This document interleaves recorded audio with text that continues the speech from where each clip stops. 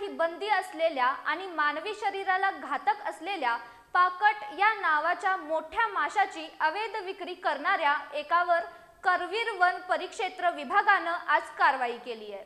या प्रकरणी कोल्हापुरातील फुलेवाडी रिंग रोडवरील फ्रेंडशिप फिश कंपनी इथल्या सुनील विनोद सातपुते याच्यावर गुन्हा दाखल करून त्याला ताब्यात घेण्यात आले।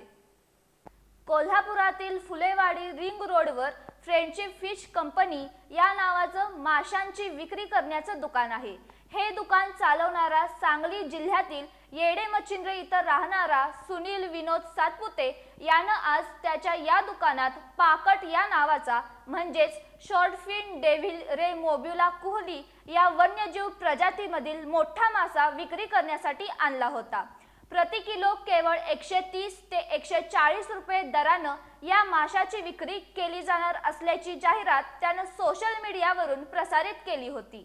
हा मासा मानवी शरीराला घातक असून त्याच्या अवैध विक्रीला बंदी आहे।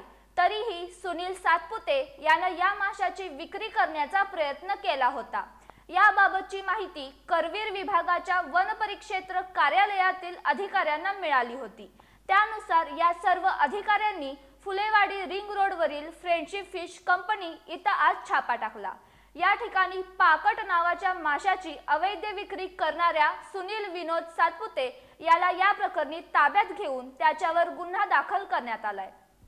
कोल्हापूर विभागाचे उपवन संरक्षक धैर्यशील पाटील, सहाय्यक वन संरक्षक विलास काळे यांच्या मार्गदर्शनाखाली करवीरचे वन परिक्षेत्र अधिकारी नंदकुमार नलवडे, वनपाल सागर कोळी, ओंकार भोसले, विकास घोलप, महादेव कुंभार, विदेश तांबारे, पशुवैद्यकीय अधिकारी डॉक्टर संतोष वाळवेकर आणि वन्यजीव रक्षक रमन कुलकर्णी यांनी या कारवाईत सहभाग घेतला होता। सुनील सातपुते यानं हा मासा कोठून आणि कुणाकडून आणला होता याबाबतचा तपास वन विभागाकडून सुरू करण्यात आलाय।